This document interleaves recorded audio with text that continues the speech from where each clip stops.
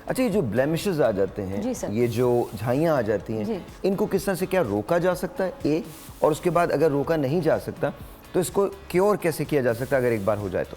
Sir जैसे मैंने आपको बताया, मैदे की ख़राबी या वाइटनिंग, एक्स्ट्रा वाइटनिंग क्रीम लगाने से जो ये पिगमेंटेशन आ जाती है, अब इसको रोका, आपने पूछा है रोका कैसे जा सकता है।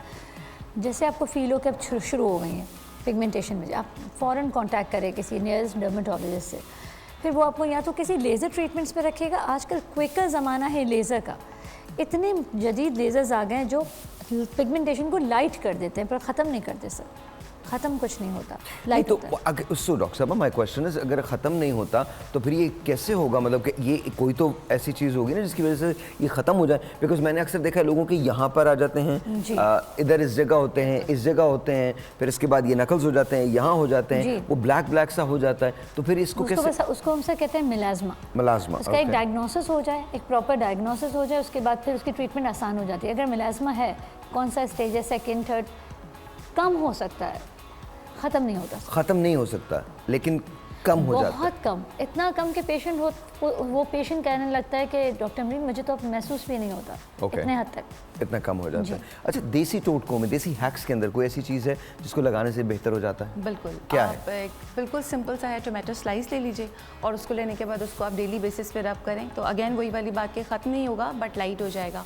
और अगर आप चाह रहे हैं कि उसके अंदर ब्राइटनेस भी आ जाए स्किन में और वो बिल्कुल लाइटर टोन पे चला जाए तो बनाना पील इज़ द बेस्ट ऑप्शन। केले का छिलका, जी, केले का छिलका जो है उसको ले लीजिए आप, वो भी हम रेमेडी बनाएंगे भी, मैं दिखाऊंगी उसमें। आप थोड़ा सा राइस ले लें, 1 टेबल स्पून राइस ले लें, एक बनाना पील ले लें, उसको बॉईल कर लीजिए।